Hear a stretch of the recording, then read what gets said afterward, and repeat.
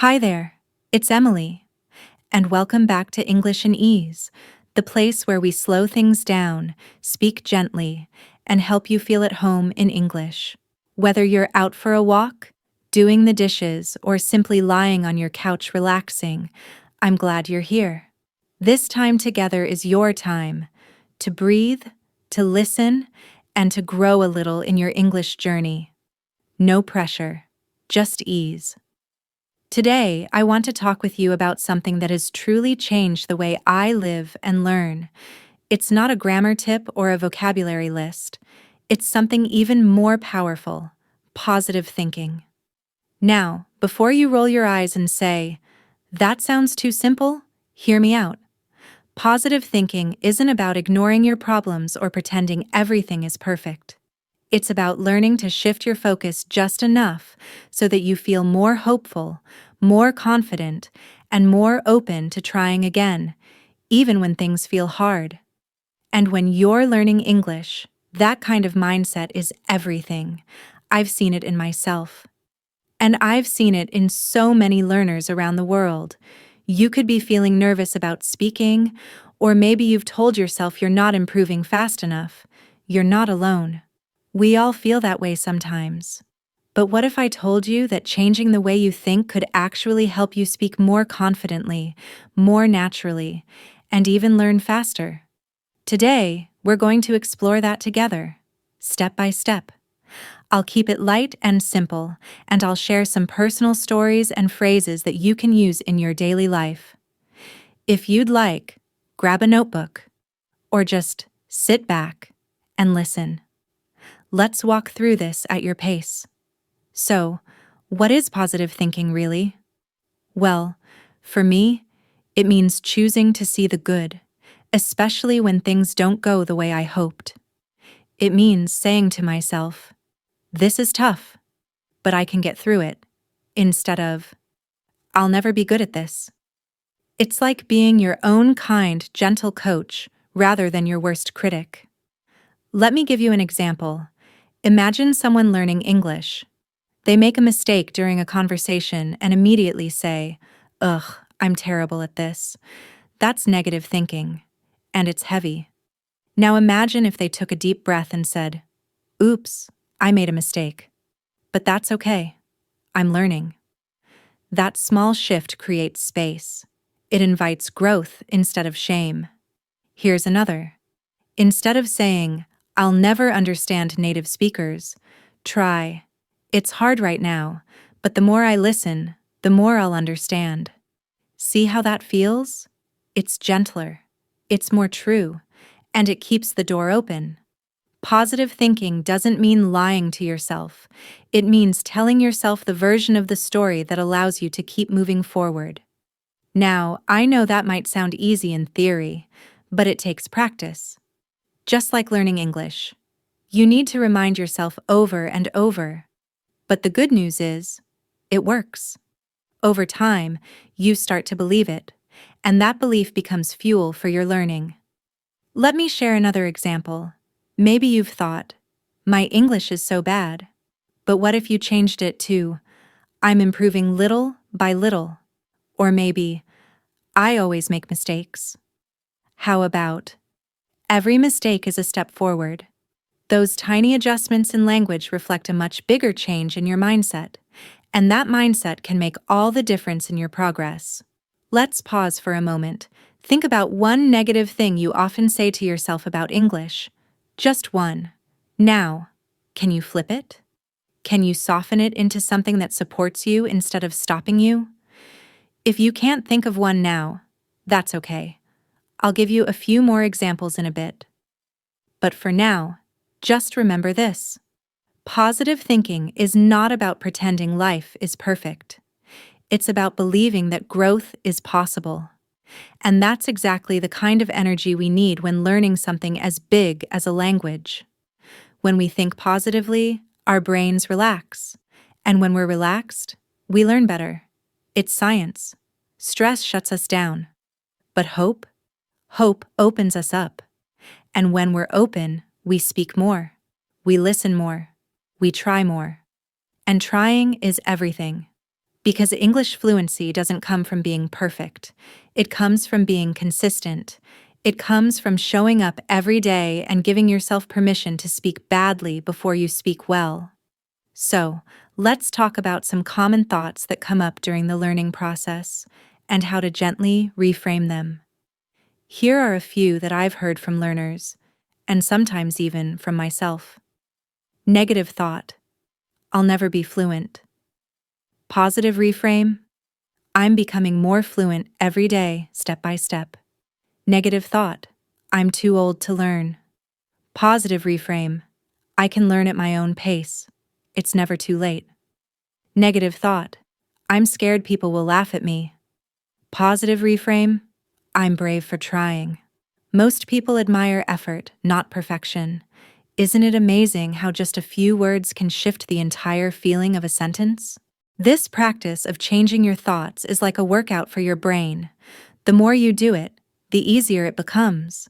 And before you know it, your inner voice, the one that talks to you every day, becomes softer, kinder, and more helpful. And let me tell you, that inner voice matters. Because when you're learning English, you spend a lot of time with yourself. You're the one practicing. You're the one correcting. You're the one listening, repeating, and stumbling forward. So make sure that voice in your head is cheering for you, not tearing you down. Now, in the next part of our episode, we'll talk about why positive thinking is especially powerful for English learners, not just in theory, but in real, everyday situations. I'll share how this mindset can help you stay consistent, feel calmer, and even enjoy your English practice more. Stick with me, we're just getting started. Welcome back. I'm so glad you're still here with me. In the first part, we talked about what positive thinking really means, how it's not about pretending things are easy, but about gently choosing thoughts that help you move forward. Now, let's explore why this mindset is so powerful, especially when it comes to learning English. Learning a language is a journey. It's not always smooth. You'll have moments of excitement, and you'll have days where you feel like you're stuck. And that's completely normal. But here's the thing, your mindset is like the engine that powers that journey. If it's running well, it keeps you going even when the road is bumpy. Let's think about this for a moment. Have you ever felt nervous before speaking in English? Maybe you thought, what if I say something wrong? Or, what if they don't understand me? That little voice of fear, that's negative thinking. And it can stop you from even trying.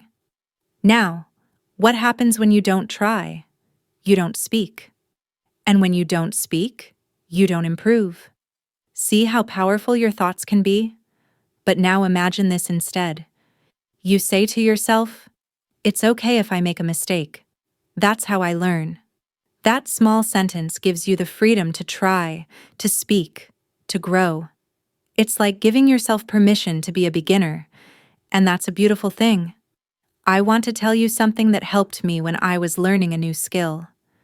I reminded myself, nobody starts as an expert, not in English, not in anything.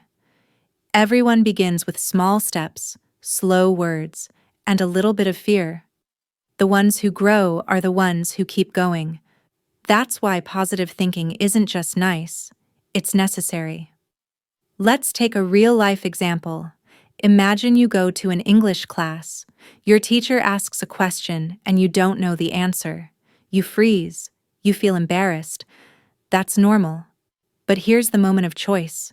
You can think, I'm so stupid. I'll never learn this.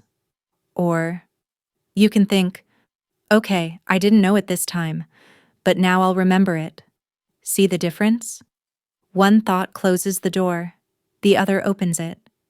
And this isn't just about feeling good, it's about staying consistent. Because the learners who improve are not always the fastest or the smartest. They're the ones who keep going. So I want to ask you, what kind of thoughts do you usually have when learning English? Are they helping you or holding you back? Let's do a little reflection together. Here's a thought many learners have. This is too hard. I'll never learn. But let's shift that. This is hard, but I'm improving every day. Another one. I made so many mistakes today. Try this instead. Today I practiced, and that means I'm learning. One more. Everyone else speaks better than me. Now flip it. Everyone is on their own journey, and I'm doing my best. These small changes add up. Bit by bit, they help you stay on track. And when you stay on track, your English grows. Now, let's talk about another important benefit of positive thinking: confidence. When you believe that you can grow, you naturally feel more confident. You're more likely to speak up in class, to try a conversation, to listen closely, and to ask questions. And all of those actions, speaking, listening, asking, they're exactly what helps you get better. I remember a student I once worked with named Leon. She was so quiet in class. She barely spoke for the first few weeks. One day, I asked her if everything was okay. She said, "I'm just scared to speak because I always make mistakes." So I asked her, "Do you think other people make mistakes too?" She paused and said, "Yes, but they're not afraid." Then I told her, "Maybe they are afraid, but they speak anyway." That's called courage. The next week, Leon started answering just one question each day. Slowly, her voice got stronger. By the end of the term, she was giving presentations. Her English wasn't perfect, but her mindset had changed. She believed she could grow, and that belief was more powerful than any textbook. So if you're listening to this and thinking, "I'm still afraid," that's okay. Courage doesn't mean you don't feel fear. It means you act with the fear. You try anyway, and trying consistently is what leads to results. Now, another reason positive thinking matters is because it helps you stay consistent. And consistency, my friend, is the real secret. You don't need to study 5 hours a day. You don't need to memorize 1,000 words in a week. What you need is small steps. Every day.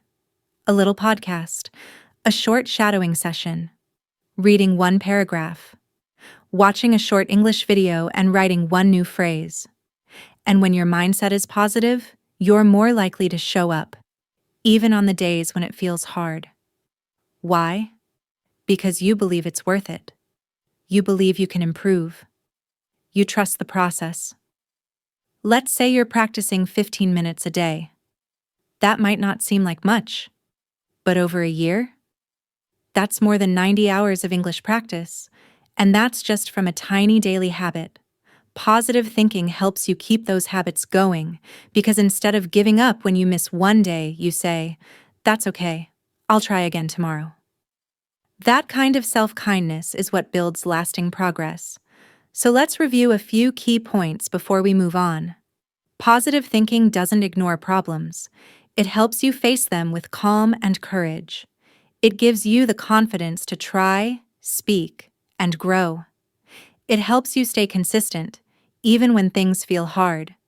And most importantly, it reminds you that you are capable of learning English, no matter where you're starting from. Coming up next, we're going to talk about how this mindset doesn't just help you with English, it can actually change your whole day. From your emotions, to your relationships, even to your health. You might be surprised by just how powerful your thoughts really are. So stay with me. You're doing great. Welcome back. In the last part, we explored how positive thinking helps you stay confident and consistent when learning English. But here's something even more exciting. This mindset doesn't just help you learn. It can also make your whole day feel better. You see, the way you think influences everything: your emotions, your relationships, even your physical health. When you practice positive thinking, you're not just training your brain for English. You're creating a life that feels lighter, more hopeful, and more connected. Let's begin with your emotions. Imagine waking up and your first thought is, "Ugh, today is going to be so hard." How do you think the rest of your day will go? Now imagine waking up and saying to yourself, "Today is a new start. I'll do my best." That small sentence doesn't erase your problems, but it sets a better tone. It gives your mind something hopeful to hold on to. That kind of mental energy affects everything, from the way you walk, to how you respond to others, to how you handle challenges. Let's say you spill coffee on your notebook. You could say, "Ugh, this day is ruined." Or, "Well, that's annoying, but it's just coffee. I'll clean it up and move on." Same situation, two very different energies. And when you bring that kind of calm energy into your relationships, people feel it. Have you ever noticed that when you smile at someone, they usually smile back? When you speak gently, others tend to do the same? That's not a coincidence. That's how energy works. Your mood influences the room. Now think about how this connects to your English. If you speak kindly to yourself when you make a mistake, you're more likely to keep trying. And when you speak kindly to others, even if your grammar isn't perfect, they'll feel your warmth. And that's what real communication is all about. Let me share a small moment from my own life. One time, I was at a train station in a country where I didn't speak the language well. I was nervous. I didn't want to look silly. But instead of hiding, I walked up to someone and said, very slowly and very imperfectly, "Excuse me, I need help. Train ticket." I smiled. They smiled back. And even though I didn't say it perfectly, they understood. That moment stayed with me because it reminded me connection doesn't need perfection. It needs effort. It needs kindness. And it needs courage. So if you're worried that your English isn't good enough, I want you to hear me. What matters most is your energy, your effort, your willingness to try. Now, let's shift to something practical. Habits. Because positive thinking isn't just a feeling. It's something you can practice every single day. Here are 7 simple habits that I use, and that you can try too. You don't need to do all of them at once. Just pick 1 or 2 that feel good to you. Habit 1. Start your day with one positive sentence. Before you pick up your phone or check your messages, say something kind to yourself, like, "Today is a fresh start," or, "I will do my best today." This helps set the tone for everything that follows. Habit 2. Write down one thing you're proud of every evening. It can be something small.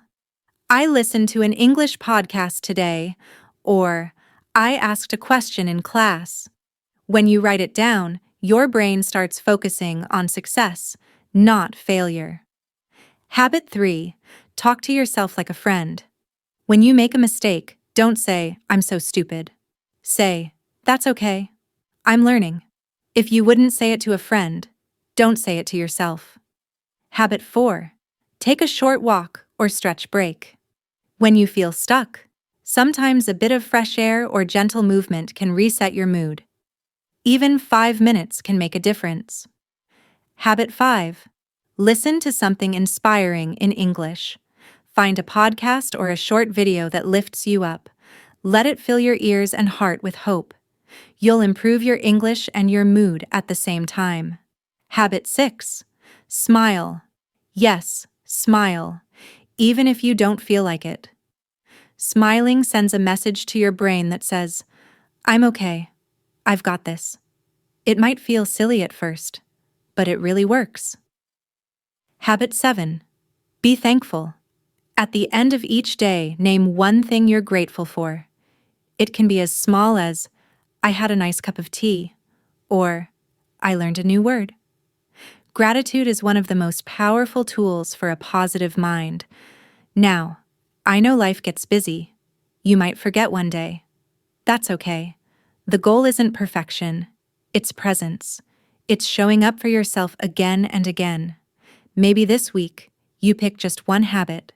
Try it for 7 days. Then see how you feel. If it helps, keep it. If not, try another. This is your journey. You get to shape it. And before we close, I want to share a few real stories. because sometimes the most inspiring thing is hearing how someone else made it through. Let me tell you about Sarah from Turkey. She started learning English at 38. At first, she thought, I'm too old. This is for young people. But then she changed that thought to, I can learn at my own pace. She started watching English movies, practicing on Zoom, and after 1 year, she gave a short speech at her local English club. She was glowing with pride, not because she was perfect, but because she was brave. And Pedro, from Brazil. He failed his English test twice. He wanted to quit. But instead of saying, I'm not smart enough, he told himself, this is part of the journey. He started writing one short paragraph a day and recording his voice. The next time, he passed the test, and even helped 2 classmates prepare. Then there's Amina from Egypt. She was so afraid of speaking that she never joined any conversations. One day, she told herself, everyone makes mistakes. I will too, and that's okay. She joined a beginner group online. 6 months later, she became the group leader. These are not magical stories. These are real people who changed their lives by changing their thinking. So if they can do it, so can you. Let me leave you with a few simple phrases you can practice every day. Say them with me, if you like. I am learning every day. I am proud of myself. Mistakes help me grow. I can do this. I'm doing my best, and that's enough. Repeat them often. Write them down.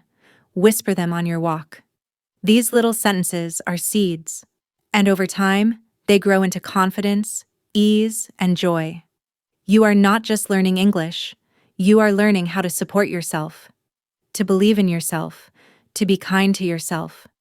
And I'm so proud of you for that. Thank you for spending this time with me today. Stay curious, stay gentle, and remember, every small step counts. I'm Emily, and this has been English in Ease. I'll talk to you again soon.